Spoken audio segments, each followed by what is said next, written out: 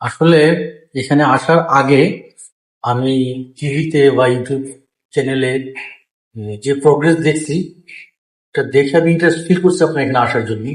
But যদি আমি compare করি, মানে আমি নিজের ভিডিও আমি পার্সোনালি আসার পরে, এটা আমার কাছে মানে এক্সপিরিয়েন্সটা মনে হয়েছে মানে কমপ্লিটলি ডিফারেন্ট।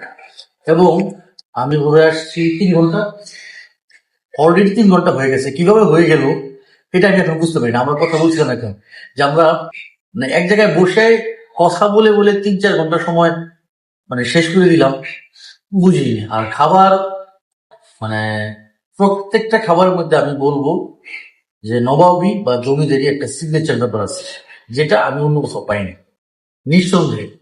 মানে প্রত্যেকটা খাবারে আমরা ফ্যামিলি মেম্বারের কথা বলছিলাম একটা নিয়ে, যে স্পেশালিটি আছে। আর হেরিটেজ সম্বন্ধে কি বলবো, এটা তো